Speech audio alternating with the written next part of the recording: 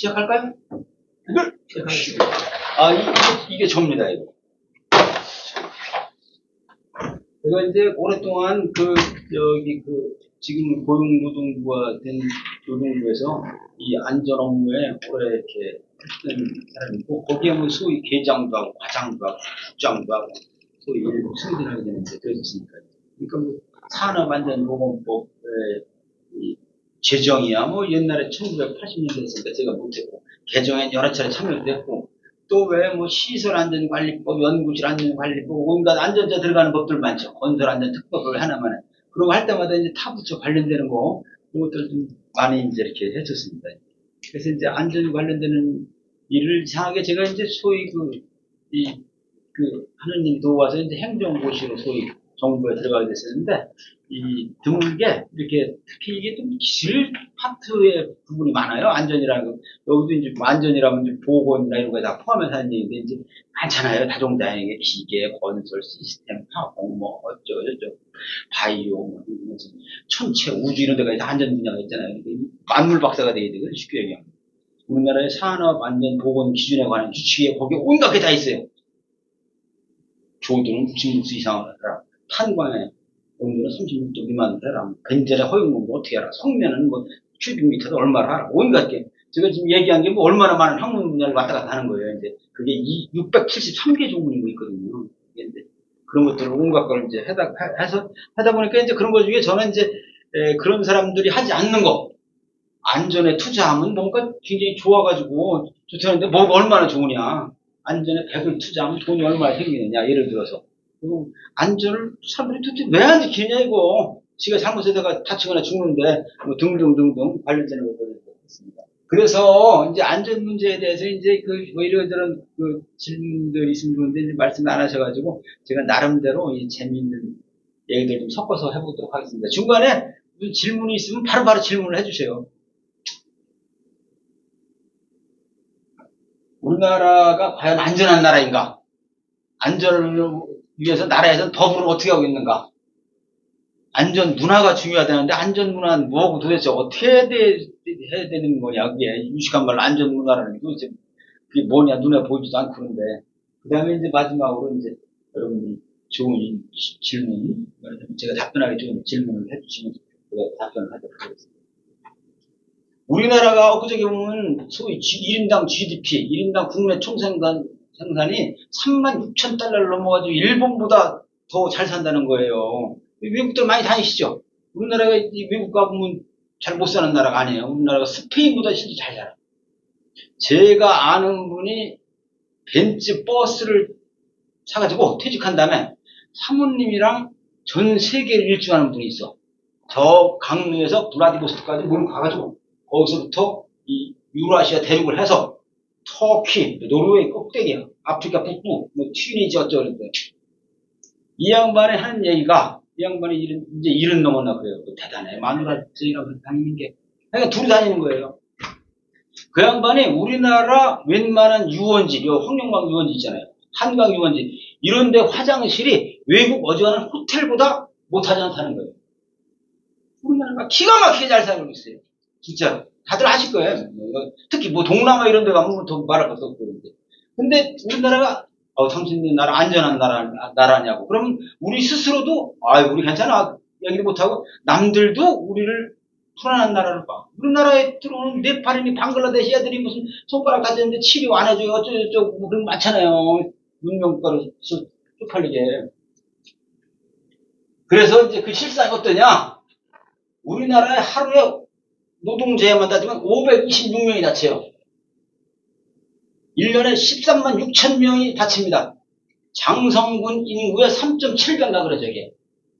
장성군 인구의 3배 되는 사람이 죽고 다치는 거예요, 1년에. 하루에 7.75명이 죽어나가고 있어요. 그 중에 3.12명은 바로 즉사하는 사람들이야. 소위 사고성 재해라고 해가지고. 그래서 우리나라가 이렇게 말하자면 불안한 거예요. 제가 꽤 오래전에 핀란드 헬싱키인가 갔더니 그 사람들이 그래. 아직도 한국에서 일하다가 죽는 사람이 있냐고. 눈을 뚝뚝하게 뜨고 서양 사람이. 근데 우리나라는 하루에 3명이 넘는 사람이 실제 즉사하는 게 있는 거예요, 즉사하는 게. 그냥 보통은 7, 8명이 죽어가고. 매일매일, 하여간 우리, 남한 면적이 얼마나 조그마해요. 작은 나라에서. 우리나라의 안전의 수준, 이건 쉽게 얘기하면, 저는 그래프고 다 소용없이, 영국의 70년대 수준, 독일, 일본의 90년대 수준, 예를 들면 50년 내지 70년 뒤져 있는 나라예요. 50년 내지 70년 독일, 영국, 일본에 비해서 우리가 후진국이라는 거지. 그같이 무슨 GNP 36,000달러로 겉으로는 뻐르르하게 사는 것 같아도 고스톱에 피어서 기본 나가리가 안 돼 있는 나라지 말하자면. 맨날 사고로 죽는데 뭐 아무리 잘 나가서 뭐 하겠어요. 여기 보면 이제 별의별 거 다 있어요. 내가 일부러 이건 적어봤습니다. 보시라고 이제 흥미거리로다가 이제. 여기 이제 말씀드리고 싶은 게, 저 오른쪽 보실래요? 어느 아파트에서 아파트에 있는 나무들 이렇게 전정을 하다가, 여기 보시죠. 1.4m 아래 바닥으로 떨어져서 죽었어요. 1.4m에 안 죽었잖아요, 여러분들요. 이런 사례가 비일비재해요. 지금 왼쪽에 있는 건 로봇하고 설비사에 끼워 죽은 거예요. 로봇 사용하다가 그냥 로봇 죽이는 거랑 압착돼서 죽어버린 거죠.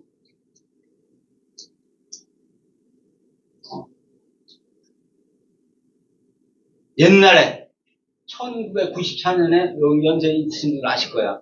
우리나라의 성수대교가 어느 날 버스가 이렇게 지나가다가 상판이 떨어지는 바람에 버스가 추락을 해버렸어. 그때 32명이 사망했어요. 서울 무학여고 학생들이 특히 학교 가다가 많이 죽었어요. 지금도 성수대교 북단에 가보면 9월달쯤 되면 9월인가요? 10월달쯤 되면 써 있어. 모든 사람이 다 잊어도 나는 잊지 않으마 엄마가. 써 있어요, 진짜. 하여간 이렇게 그 다음에는 여러분들 기억이 상상할지 몰라요. 성수대, 삼풍 아파트라고 서울, 강남의 3대 아파트 중에, 백화점 중에 하나예요.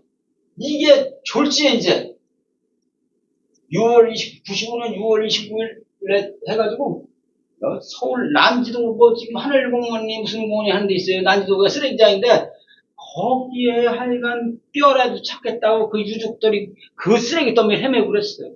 목불 인견이요. 이게 또 1995년 6월 29일이 왜 써놨는가 하면 여러분들 기억나시는 거예요. 우리나라에 처음으로 민선 사찰단체장으로 취임한 게 1995년 7월 1일이야. 기억들 하실까 몰라요. 그 연세들 지금 기억 안 날지도 모르는데. 그래가지고 요 사문할 때는 아까 얘기한 성수대교 붕괴 사고 때문에 소위 안전시장이라 그래가지고 이 노동부에 있어서 안전을 문제 강조한 최아무개 씨가 관선 서울시장이 됐었어요. 그런데 이때 이 사고가 난 거예요, 이제 그 사람. 이름이 최비을인데 아무튼 성함 얘기. 그래가지고 이 사람이 이제 7월 1일부터는 이제 조순 씨가 시작을 했단 말이에요. 근데 이 500명 넘는 사고에 책임지는 놈이 하나도 없는 거예요, 이제. 서울시장이 관선을 민선으로 바뀌는 바람에. 그런데 그때 생각에, 야, 사람 일하는 것도 참 비고하구나 생각을 했었어요. 아무튼 이제 이렇게 많이 죽었었어요, 우리나라가. 여러분들 얼마 전에 언론 보도에서 아실 거야. 저 경기도 화성 리튬 배터리 공장에서 사람 죽어가지고 무슨 라오스 사람, 중국 사람 죽어 난리가 났잖아요. 여기는 또 더군다나 안전보건공단에서 위험성 평가 잘한다고 이렇게 상도 받고 그런데 23명이 졸지에 그냥 불기에 객이 됐습니다. 지금 보시는 바와 같이 이게 사고가 그러니까 잊을만 하면 끝이 없어요, 정말로. 대개의 사람들은 이런 거를 보면은 저건 뉴스에나 나는 거 나랑은 별로 관계없는 거라고 생각을 하기 쉬워요, 정말로. 그런데 아까 말씀드린 바와 같이 1년에 장성군 인구에 3, 4배 되는 사람들이 죽거나 다치거나 하고 하루에 3명이 바로 즉시 사망을 하고 이런 실정인데 어찌 이게 남의 나라 또는 남의 일이겠어요. 그래서 이런 얘기들을 합니다. 아까 같이 우리가 이렇게 잘 사는 나라인데 도대체 왜 이렇게 우리나라에 사고가 많으냐 이거예요. 특히 IT 강국이라면서 니네 나라. 근데 왜 이렇게 죽어나가는 사람들이 많어? 왜 이렇게 불안한 사회가 돼 있어? 라고 우리 스스로도 좀 생각 좀 해볼 필요가 있고, 많은 나라에서도 궁금해요. 왜 우리나라에서 그런가 하고, 저 나라가 왜 저런가 하고서. 세계 경제 규모 10위네, 12위네, 13위네, 이탈리아보다 잘 사는 나라네, 어쩌나 하는 마당에. 왜 그러냐. 이게 제가 가만히 생각해보니까 우리나라 사주팔자가 그런다고. 왜 그렇게 했어요? 우리나라도 첨단 기술도 발달했다 그러잖아, 다들. 특히 뭐, 아니할 말로, 바이오를 나노 단위로 연구하는 나라가 여러분들 잘 아시죠? 그렇게 많지 않은 거예요. 나노 분석을 통해서. 이런 데도 그렇다는 말이에요. 이게 제가 잠깐 이거 뺏겨놓은 거예요. 우리나라에서 사고로 15년에 발생한 거예요. 뻑하면 몇십 명 단위요, 그냥. 효사력이. 맞았어요? 20년? 자, 그래서 이런 얘기들을 해요, 이런 얘기들. 우리나라에서 잊을만한 대형 사고가 많이 발생하는 게, 대형 사고가 여기저기는 화재만 냈지, 그 외에도 투지기술은 많습니다. 뭐, 여수에는 여천 산업단지부터 시작해서, 영광인가 영암에 3호 중공업이 배 만드는 데 있죠. 말로 표현하기가 못해서 그렇지, 그런 데들이 사고 수치 나요, 아주. 이렇게 어떻게 보면 그런 것들을 이렇게 작게 얘기할 게 아니고, 자꾸만 햇빛 아래 자꾸 내놔야 돼. 알게. 정말.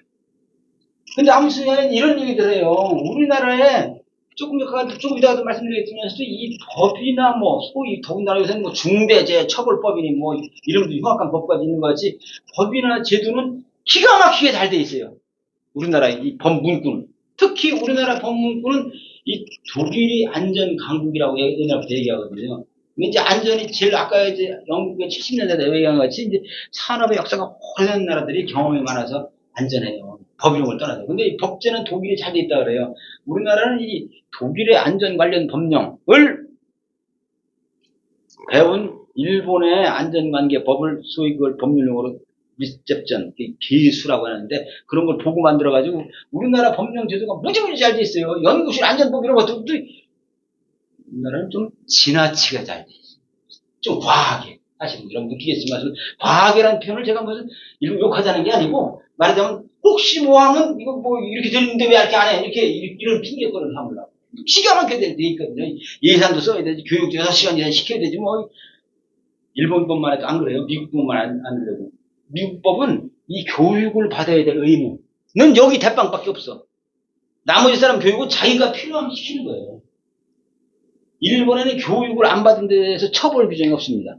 우리나라는 교육을 안 받으면 한 사람당 법의 보장은 500만 원씩이야. 1회에 한 사람당.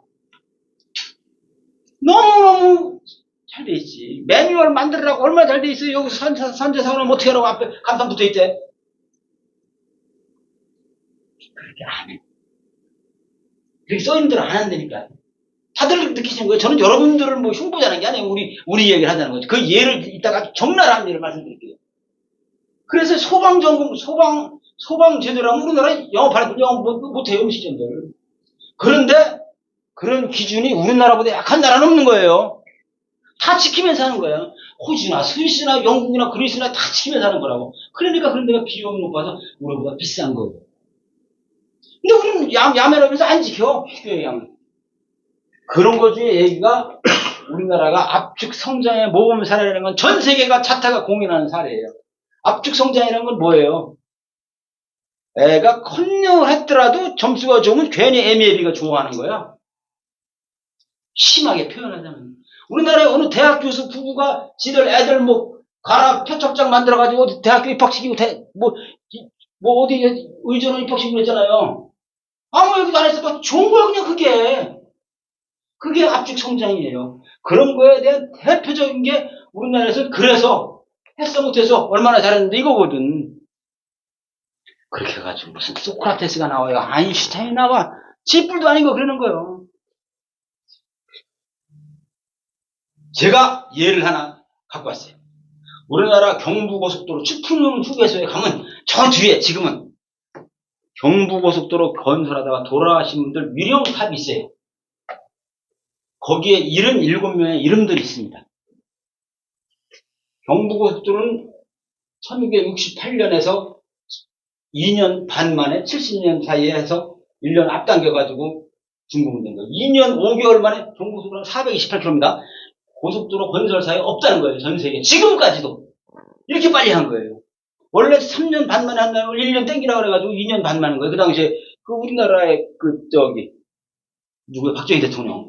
그 지시를 해가지고. 그래서 77명이 죽었다고 위령탑에 적혀 있는데, 거기에 공사에 관여했던 많은 사람들이 아니라고 하는 얘기도 있는데, 셀 수 없이 죽었다는 거예요. 저는 그러지 않길 바래, 진짜로. 근데 하여간 그렇다는 얘기 실제 있어요. 제 고향이 충청도거든요. 그 얘기를 들은 저 주력 건설업체, 여러분들 아실 거예요. 제가 말씀 안 드릴게요. H건설업체의 제2회장 얘기가 그렇게 죽었습니다. 그거 할 거네요. 사람 안 죽고 뭐 일이 되나? 그랬다는 겁니다.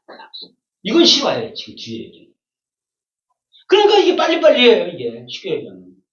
결과 과정을 안 따지는 거. 여러분들 2000년 1월달에 9.11 테러 난 거 보신 분들 있을까 몰라. 9.11 테러의 원인과 뭐에 대해서는 제 유튜브에 있습니다. 제 9.11 그 리포트를 자세히 보고 써놓은 게. 그 당시에 뭐 몇천 명이 죽었잖아요. 그 누구요? 오사마 빈 라덴 몇 년 만에 찾아서 죽여버렸잖아요. 정말로. 100일치인가 그랬잖아요. 거기가. 거기에 하여간 십몇 개 층을 모건 스탠이라고 유명한 인베스트먼트 이거 투자은행이 있어요. 거기 사람들은 10명인가 희생자로서 다 살아났어요. 2,700명이. 뿐만 아니고 2011년 동일본 제질 때도 도쿄점 모건 스탠리 도쿄점 아무런 희생자가 없었어요. 이 회사는 특히 저 전자 그 본사의 안전관리자가 뭐 말에 의하면 월남 파병 군인 출신이래요. 이 사람이 소방관 자격증 있고. 이 사람이 매뉴얼을 만들어가지고 석 달에 한 번씩 꼬박꼬박 훈련하는 거야. 그것도 군대에서 걸어 내려오고 걸어 올라고 하는 거예요. 얼마나 귀찮아요.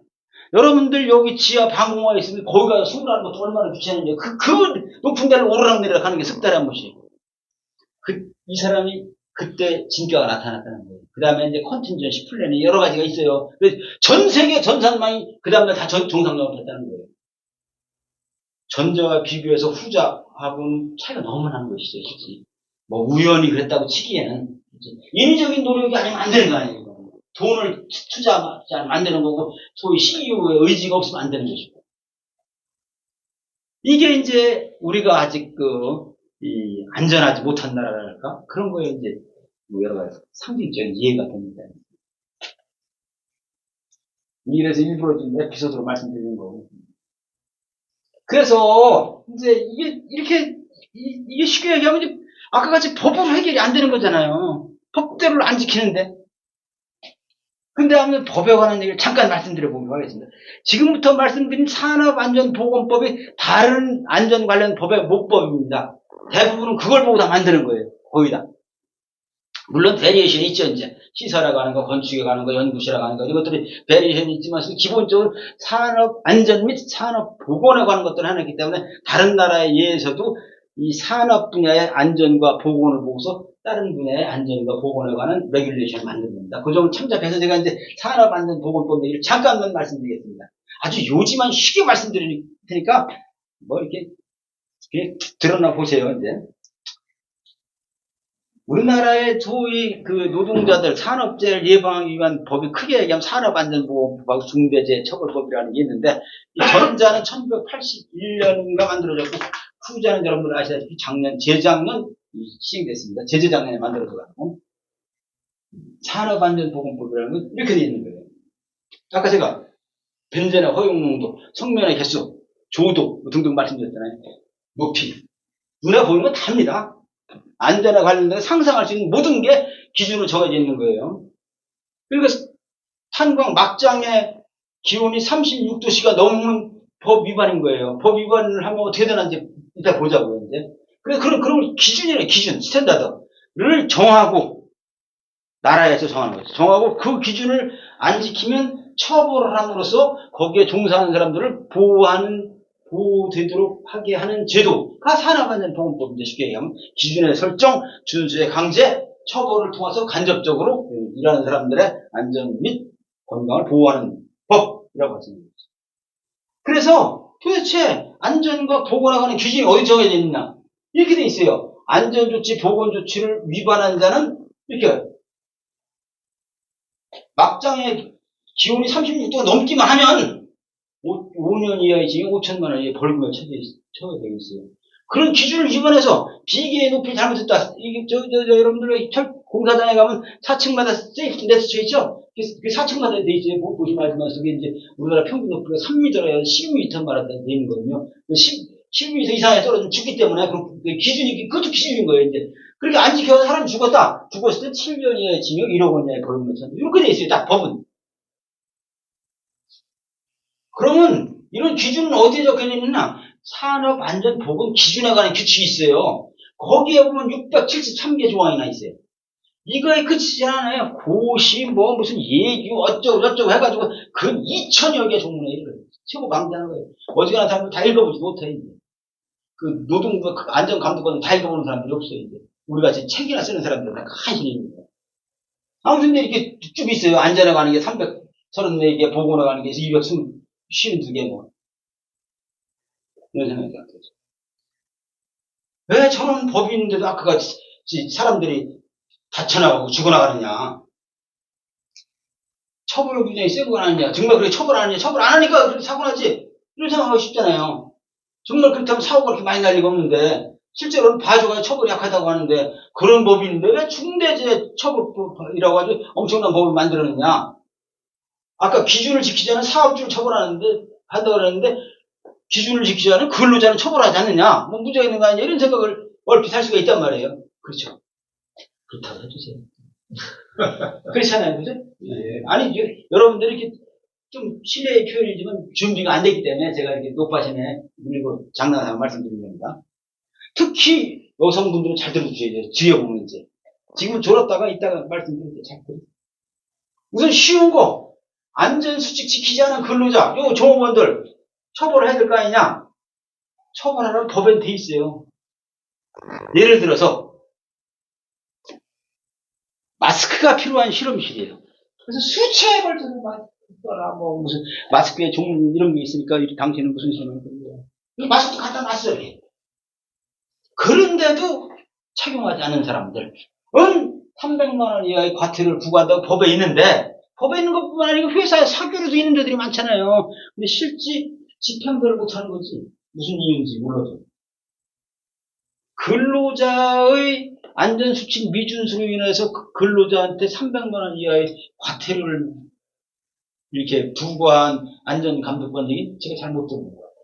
물론 경우에 따라서 5만 원인가 뭐 있어요. 이 PP, 프로텍티브, 퍼스널 프로텍티브 이퀴먼트인가 그러니까 개인 보호구 착용하지 않은 경우에 5만 원 즉시 과태료 부과하는데 이걸 적용되는 게 없어요. 일반 회사에도 이게 잘 적용을 못해. 다른 거는 징계 규정을 잘 적용하는데 안전수칙 미준수에 대해서는 이 징계 규정을 잘 적용 못해요. 그래서 이거는 사실 꼭 나라 탓을 할 일이 아니라 아까 제가 문화 말씀드린 것 같이 이건 뭔가 문제가 있는 거예요. 그렇게 당신이 얘기하는데 다른 나라에서는 어떻게 하냐 그럼 궁금할 거 아니겠어요. 다른 나라에서는 홍길동이라고 합시다. 성춘행이라고 하고 홍길동이나 성춘행이 안전수칙을 위반을 했어. 그럼 있을 거 아니에요. 그 사람들 우연이라도 또는 뭐 이렇게 그러면 소위 옐로우 슬립이라고 줘요. 서로 이제 표시를 해주는데 이게 3번 쌓이면 해고예요. 그걸로 아무리 소송을 제기해도 져. 그 사람들은 이 워크 디스플린, 근무 규율이 안전에 대해서는 확실한 거예요. 아주. 그러니까 우리말로 하면 produce, but safely지. 안전하게 생산하라. 이 법이 처벌이 좀 약해요. 약한 이유에 이게 있습니다. 이게 원래 이제 내가 사장님 여러분들 종업원들이면 종업원들이 일하다 다쳤어. 그럼 제가 고의로 좀 하는 게 아니거든 대부분. 소위 고의에 반대가 과실인 거죠 이제. 그런 경우가 많았기 때문에 이 과실범은 고의범보다 처벌의 강도가 약한 것이 일반 형사법의 원칙이고 또 하나는 많은 사고는 실제는 작업자의 과실이 크다는 거예요. 여기 있는 게 허버트 윌리엄 하인이라고 이제 미 해군 출신의 이 보험회사 직원이었던 사람인데 이 사람이 약 7만 건 넘는 산재보상 청구 사고 보고서를 분석해 본 결과 88%는 인적 원인 때문에 그렇다는 거예요. 저 사람 표현 그대로 맨 페일러 때문에 그렇다는 거예요. 그 다음에 10%는 피지컬 한 거, 물적 원인이라고 2%는 사고가 날 수밖에 없었다. 이런 거예요. 이렇게 대부분은 근로자의 과실인 부분이 직접적인 원인은 많은 거예요. 대부분. 왜냐? 이런 것 중에 대표적인 게 이 세이프티, 헬멧 세이프티, 벨트 세이프티, 부츠, 안전, 난간 이런 걸 다 단전 조치 이런 걸 다 하면 사람이 죽지는 않아요. 다치는 거예요. 사망에 이렇게 잘 안 해요. 우리 생각해도 그렇지 않겠습니까? 아까 1.3m 같은 거 사람이 죽느냐? 이걸 안 써서 두개골에 두개골 팔을 때문에 왜 죽겠어요? 1.3m 이런 거 다 하고 있습니다. 왜 그랬어요? 그래서 이제 처벌이 약한 측면이 있습니다. 그럼 과연 누가 처벌받느냐? 이게 이제 중요한 거예요. 중대재해 처벌법을 연결돼. 여기 하면 사업주가 뭐뭐 해야 한다 해가지고 사업주한테 지킬 의무를 주고 사업주를 처벌해야 되는데 과연 사업주는 누구냐? 우리나라 현대사회, 뭐 우리나라뿐만 다른 데 현대사회에서는 대규모 거대 자본을 동원해야 되고 사업 운영의 위험 부담을 분산하기 위해서 다 법인 형태로 돼 있잖아요. 법인, 리걸 펄슨. 우리 같은 사람들은 내추럴 펄슨. 리걸 펄슨은 이 소울, 뭐 영혼이라든지 뭐 이렇게 뭐가 없잖아요. 그래서 사업주가 법인이 사업주가 왜 법인? 그러니까 5년 이하의 징역이나 5천만 원 이하의 벌금에 처할 때 그 법인을 5년 이하 감옥수로 어떻게 보내? 5천만 원 이하의 벌금에 처할전저. 그러니까 근데 그 내막을 보면 우리나라의 법인 S전자, 뭐 대우실업 어쩌고 이런 거에 대해서 쥐락펴락하는 놈이 따로 또 있단 말이에요. 법인은 법인들이 있고 옛날에 무슨 땅콩 회항 사건에 무슨 대한항공인가 우리항공인가요? 뭐 조아무개 뭐 어쩌고 잘난 척하는 여자 있었잖아요. 걔를 처벌해야 되지 사실은 대한항공이라는 법인을 처벌할 일이 아니고 무슨 일이 있으면. 근데 우리나라 시스템 지금 말씀드린 것 같이 대한항공이라는 법인을 처벌하는 단 말이에요. 조아무개를 처벌하는 게 아니고. 이래서 문제가 되고 있다 이거예요. 그래서 우리나라 법은 아까 같이 근사한 기준, 그거의 준수, 미준수에 대한 처벌을 정해놨지만서도 실질적인 책임자를 처벌하지 못하기 때문에 산업재해가 아까 말씀드린 바와 같이 줄어들지 않고 있는 실정이다. 그 중에서 특히 영국의 70년대, 독일, 일본의 90년대와 같이 사람이 죽어나가는 게 비일비재한 현실이 도래되고 있어서 중대재해처벌법이 입법 배경이 되고 있는 것입니다. 이래서. 그럼 중대재해처벌법은 뭐냐? 그 법인, 아까 얘기한 회사의 실질적인 쥐락펴락하는 그 사람이 이러저러한 의무를 위반해서 사람이 죽거나 6개월 이상 치료를 요하는 사람이 2명 이상 발생하거나 1년에 24종의 직업병 환자가 발생했을 경우에는 1년 이상의 징역, 그 개인 아까 조아무개, 뭐 이아무개 그런 사람, 그 개인을 1년 이상의 징역 또는 10억 원 이하의 벌금, 경고할 수 있고, 그 다음에 그 기관, 회사, 단체에 대해서 50억 원 이하의 벌금에 처할 수 있다. 고 돼 있는 게 중대재해처벌법이에요. 다시 한번 말씀드리면, 어느 회사에, 어느 기관에, 어느 단체의 실질적인 책임자가 지금부터 말씀드린 14가지 의무를 위반해서 사람이 죽거나 똑같은 사고로 6개월 이상 치료가 필요한 사람이 2명 이상 발생하거나 1년에 24종의 직업병자가 3명 이상 발생한 경우에는 1년 이상의 징역 또는 10억 원 이하의 벌금, 그리고 그 기관, 단체, 회사에서는 50억 원 이하의 벌금을 물리하자는 법입니다. 이 중에 홍길동이 할 때요. 홍길동 회장님께서는 뭐가 제일 무서워요?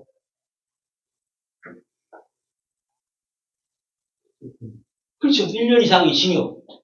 그렇기 때문에 이런 데서 교육도 하고 그러는 거예요. 지금 막 1년 이상의 징역이라고 돼 있어가지고. 자기도 그래요? 저 여성분들. 아이가 저랑 절 따라오고 계신 거지, 지금? 잘 따라오시지 못하면 그냥 나가 계시긴 나, 솔직히. 집에서 학교 보낸 자제분이 선생님 막 엉뚱하게 놀고 얼마나 속상해요. 그래서 이제 그게 문제란 말이에요. 그래서 이제 사람들이 총리에 관심을 두고 툭 하면 텔레비에 나오잖아요. 고용노동부와 경찰에서는 중대재해처벌법 적용 여부를 검토하고 있습니다. 나오죠? 그것만 나오는 것도 큰 효과예요. 옛날에 그렇게 안 나왔어, 그것도. 그건 뭐예요? 그 회사 실질적인 주인을 처벌할까 말까 고민하고 있습니다. 그 얘기죠. 쉬운 말로 하면. 그거를 좀, 이거 다 말씀드린 거예요. 뭐, 이게 다 말씀드리면 그렇지. 영국에도 그런 비슷한 법이 있어요.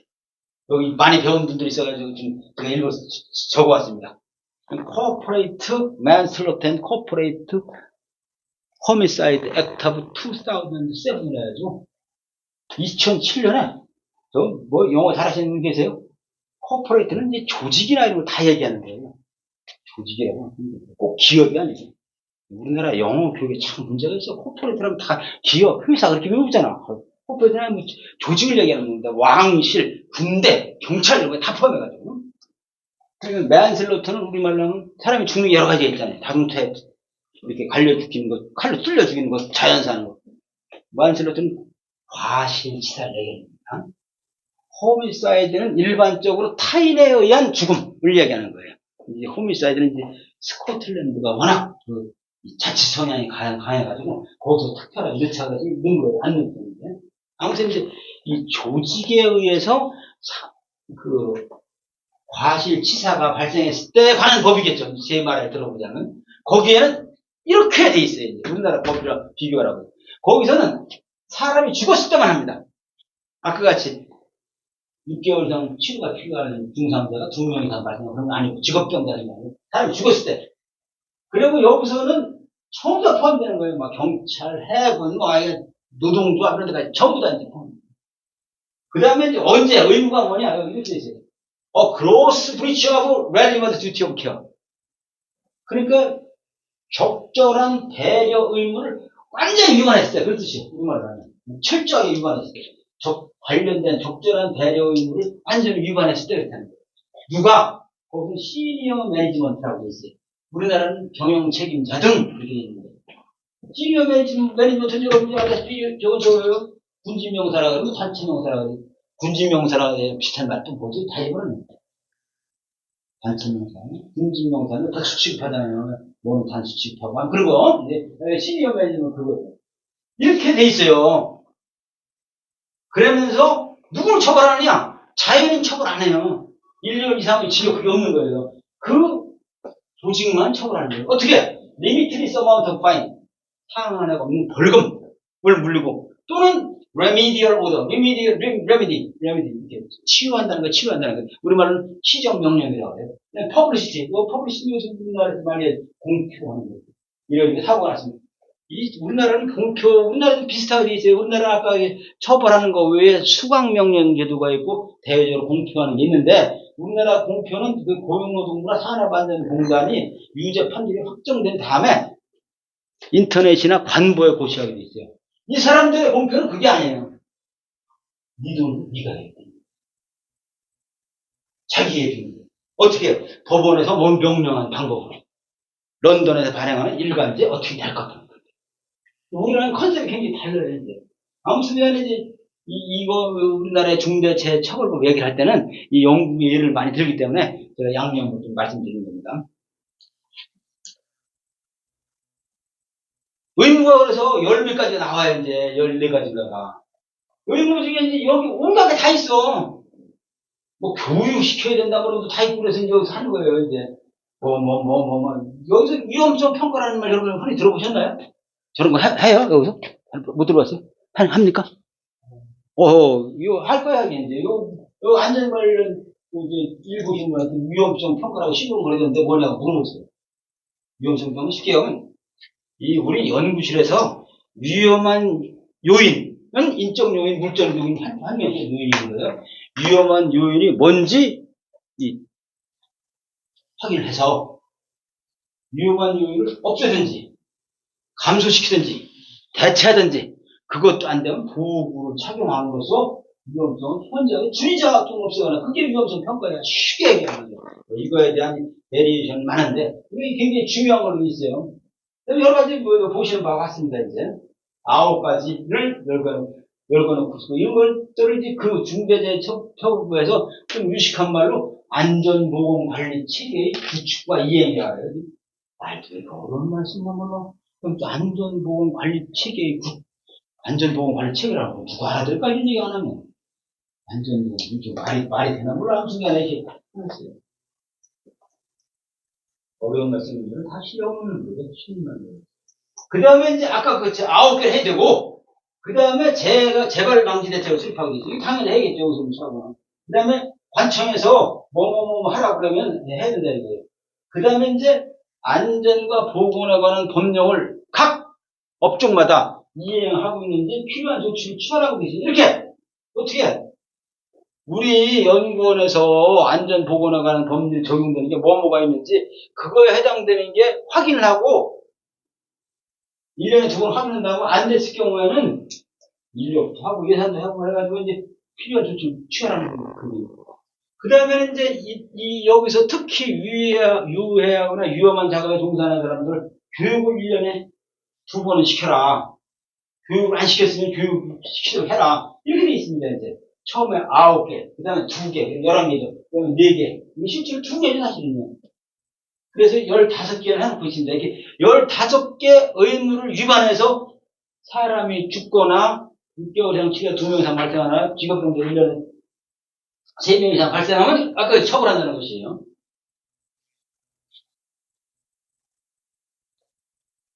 자, 이제 2년 9개월 됐어요. 시행하는 거 2022년인가 20. 자, 왼쪽에는 아까 말씀드린 상황 써있는 거예요. 처벌하는 거. 그 사이에 중대재해처벌법 위반 사범, 이건 이제 사법적 용어를 하는데, 그것은 아무튼 그 처벌하는 거 사례를 정리하는 거예요. 그 사이에 조사해야 될 게 469번이 있었더랬어요. 그 다음에 검찰청에서 법원에 처벌해 주시는 게 62건이 됐어요. 그거 중에 아까 1년 이상의 징역에 처해야 된다 그랬잖아요. 실제로다가 실형 받은 건 4건이에요, 4건. 15%. 나머지 74%는 다 집행유예로다 감옥에 안 갔어요. 벌금 2건, 무죄 1건 됐어요. 그리고 아까 왜 이제 1년 이상의 징역 또는 10억 원 이하의 벌금이라고 했잖아요. 벌금은 평균 7천만 원이에요, 7천만 원. 10억 원. 이 중에 한 군데가 특히 많아서 1억 원만 나오는 거예요, 20억 원. 7천만 원밖에 안 돼요. 10억 원 이하의 벌금이라는데 1억 원도 안 되는 거였어요.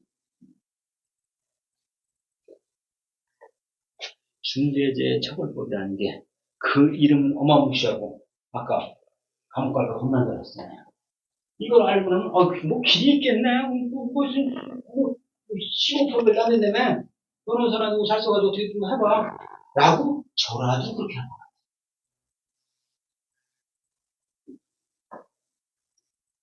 그래서 이게 법으로만 참 안 되는 거예요. 그 사람들이라고 뭐 일부러 우리 공장에서 일하는 친구들 다쳤으면 좋겠어. 이상한 사람이 없을 거 아니겠어요. 좋기로 성의로 생각하면 투자할 여력이 안 되고 내가 신경 쓸 겨를이 없어서 뿌리도 좋게 해야 되는. 물론 악덕이라는 이름 붙일 만한 사람은 되게 한 없는 건 아니에요.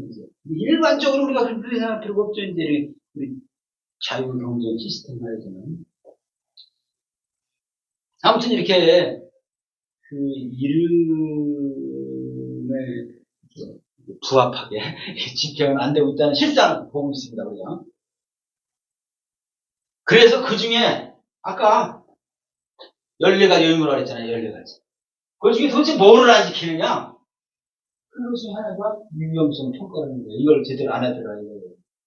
아까 같이 우리 회사에서, 우리 공장에서, 우리 연구실에서, 우리 실험실에서 뭐가 위험한 요인인지 발굴해내고 확인하고 한 다음에 그걸 대체하든지 저감하든지 보호를 사용하든지 해야 되는 거 하는데 그걸 안 하는 게 그건 90%야 된다. 이거는 제가 지금 작은 예로 연구실이니 실험실이 말씀드렸지만서도 대표적인 예가 우리나라의 유명한 제철로 해야죠. 어디라고 말씀 안 드려요. 거기 현지 시찰을 나갔던 시찰이라고 하나 뭐하고 하면 거기를 나가봤던 땡땡 지방노동청장이 직접 하는 얘기가 가보니까 이 안전관리라는 건 따로 있고 위험성 평가라는 건 따로 있어가지고 위험성 평가는 페이퍼 보고서더라. 그 사람이 얘기하는 거예요. 우리나라의 그 간판급에 해당되는 하여간 스틸 컴퍼니.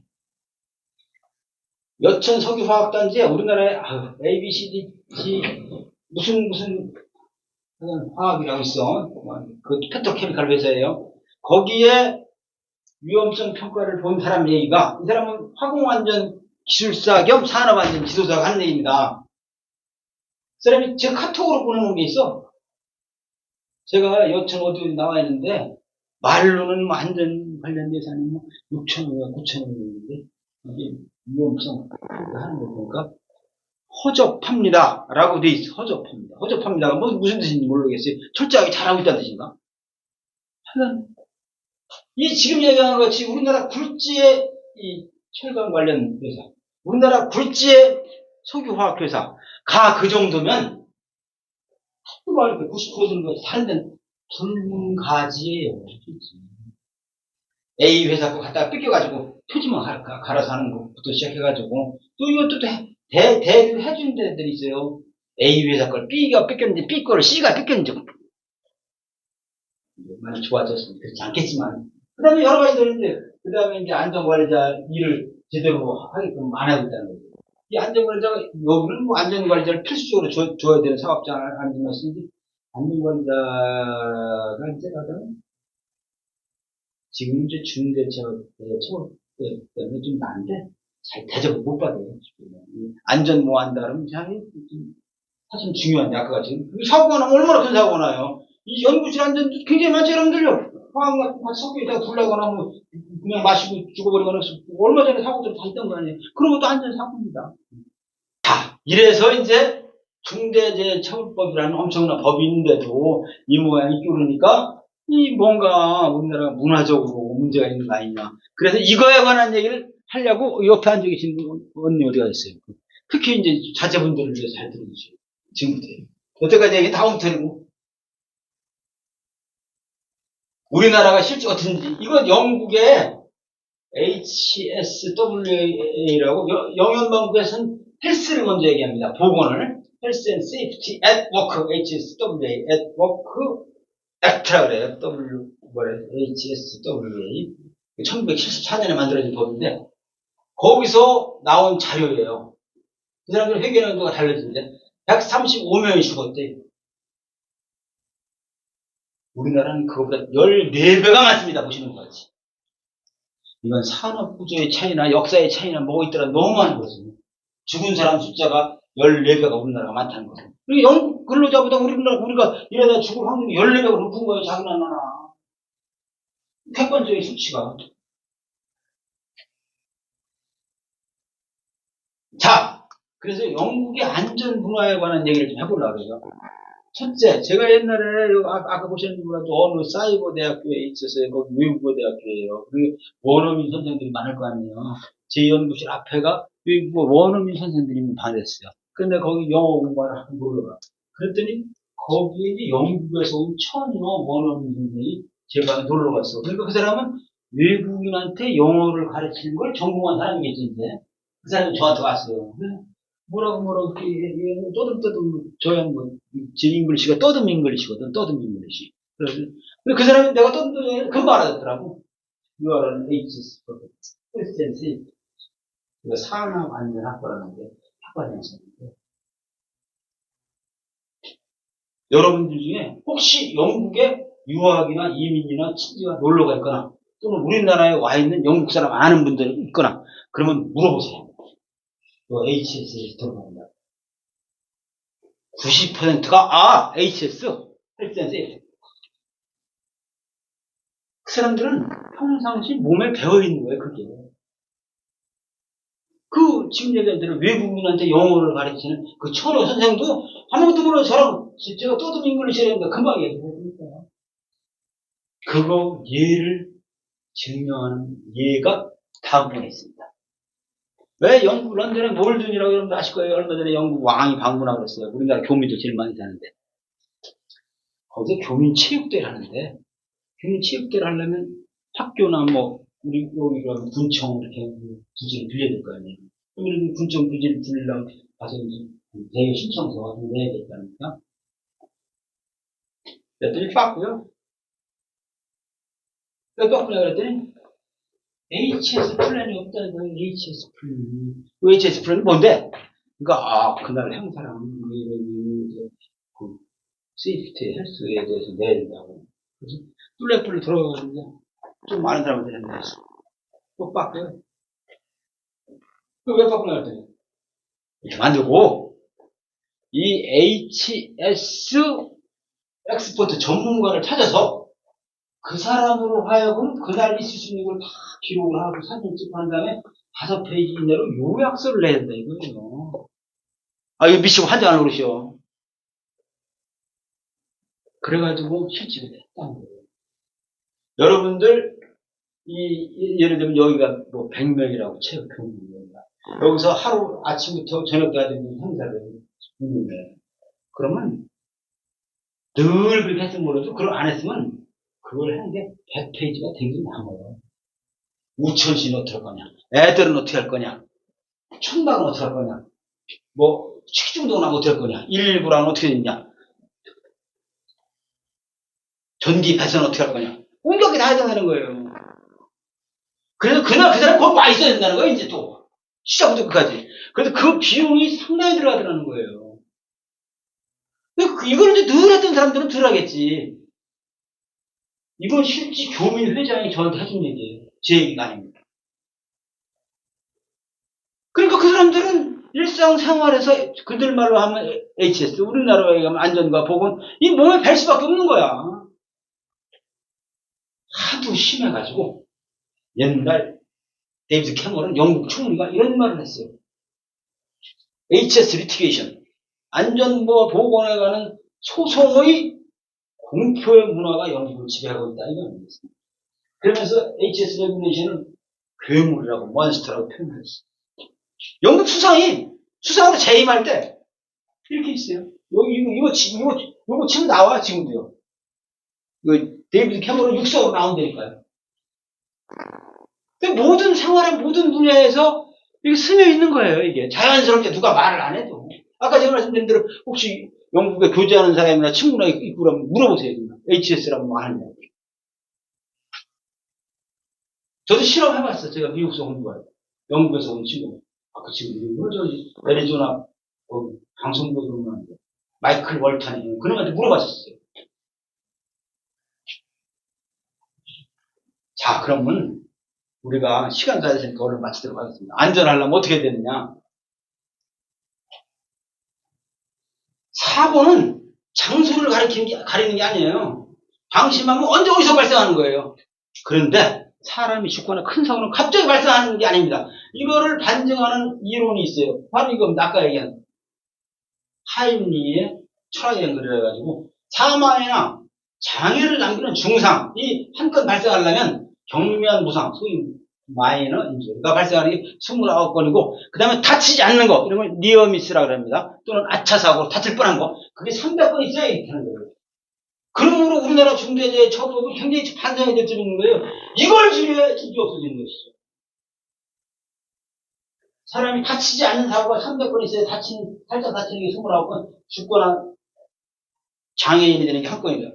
그래서 이게 제가 말씀드린 게 갑자기 발생하는 게 아니에요. 큰 사고는 자잘하게 쌓여 있는 거예요. 평상시 보면 알아요. 우리 같은 사람들 평상시 보면 알아 이런 데 하고 여기 언젠가 사고 나겠구나. 제가 어떻게 알까요? 청소가 안 되고 일반적으로 무질서합니다. 정리정돈이 잘 안 돼 있어요. 그게 이따 말씀드릴게요. 여러분들도 어떻게 보면 돼요. 애들 방에 청소는 진짜 못해요. 정리정돈이 안 돼 있으면 언젠가 좀 위험한 거예요.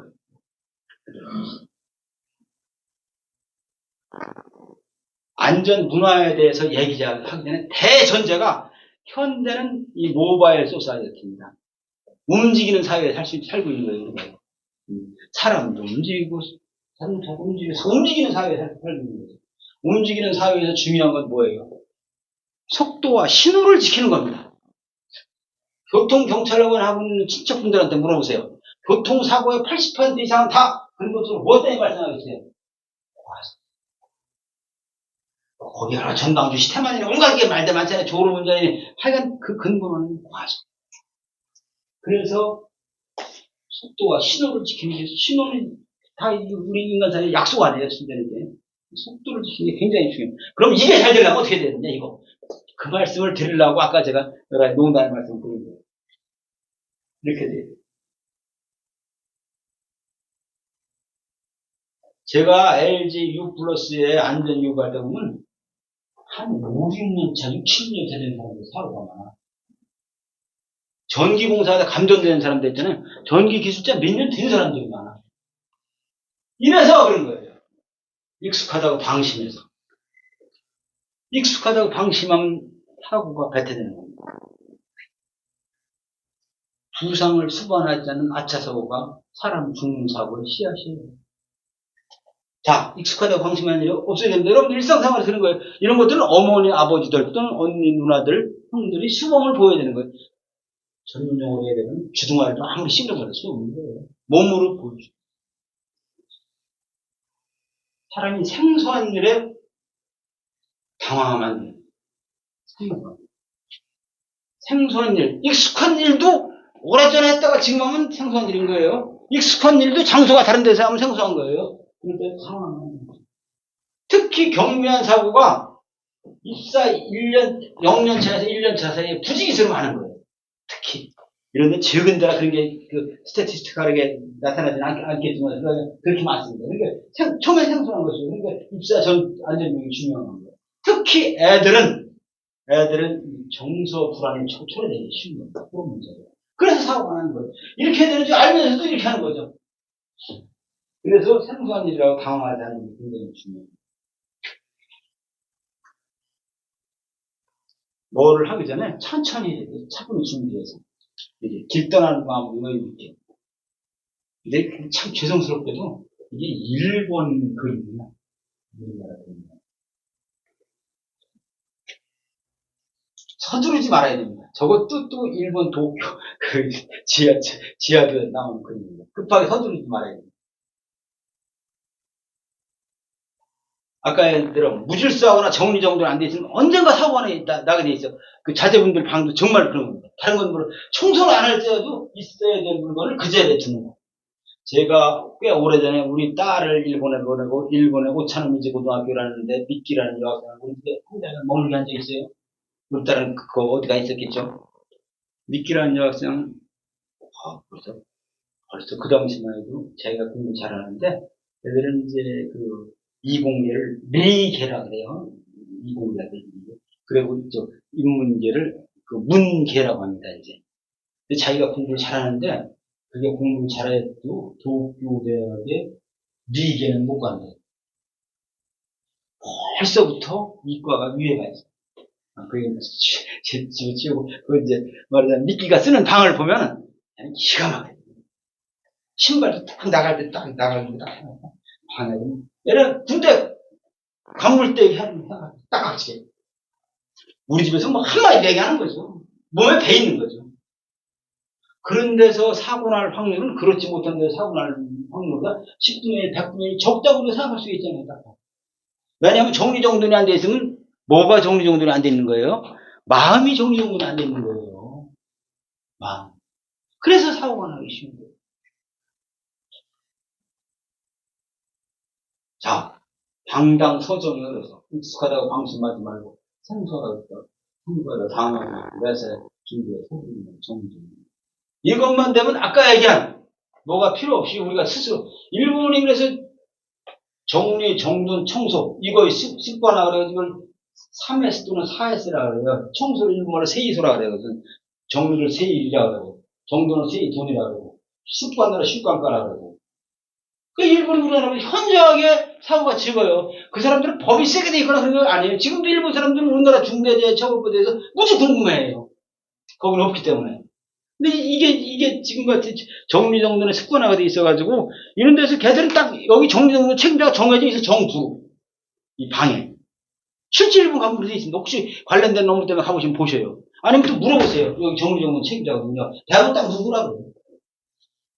그리고 습관이 딱 돼 있고. 그래서 걔들은 일본 많이 가보셨을 거예요. 식당에서 일본 사람들이 먹다가 일어나면 딱 의자를 지들이 넣어놓습니다, 이렇게. 아주 술 취했을 때 말고는 자기들이 딱딱 넣어놓는다니까요. 그래 따로 뭐 필요 없이 습관화되는 거예요. 이런 것들이 좀 습관화돼야, 예를 들면 이제, 우리 비근한 예로 다 들을 수 있는데 뭐가 있을까요? 우리 안전벨트 꼭 매죠, 쉽게. 옛날에 3만원 안 내려고 했었는데 지금은 의뢰 매잖아요. 안전벨트를 매지 않은 승객 2명은 사망하고 말았습니다. 어쩌고 몇 번 들은다고도 꼭 매는 거예요. 말하는 그 정도의 좀 일을 돼야 돼요, 이렇게. 그러기 위해서는 사실 옛날에는 우리가 설명하기를 우리나라가 못 사는 나라라 질서도 안 지키고 무질서하고 지저분하다 했었거든요. 예를 들면 이제 독일이나 영국이나 일본이나 미국이 큰 물통을 이렇게 주셔서 기다리는 거고, 우리는 못 사는 나라는 이렇게 조그매.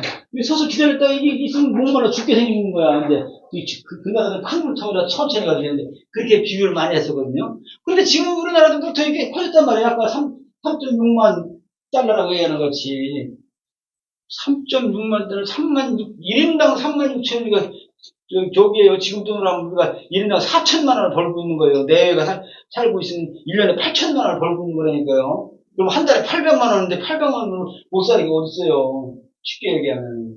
그래서 우리가 상당히 이렇게 어느 정도 물질적으로 성취를 했는데도 불구하고 이런 어떤 몸속에 스며들어서 체화된, 그래서 그런 거에 자연스러운 발현 현상이 안전생활이 되고 안전문화가 되는 것이죠.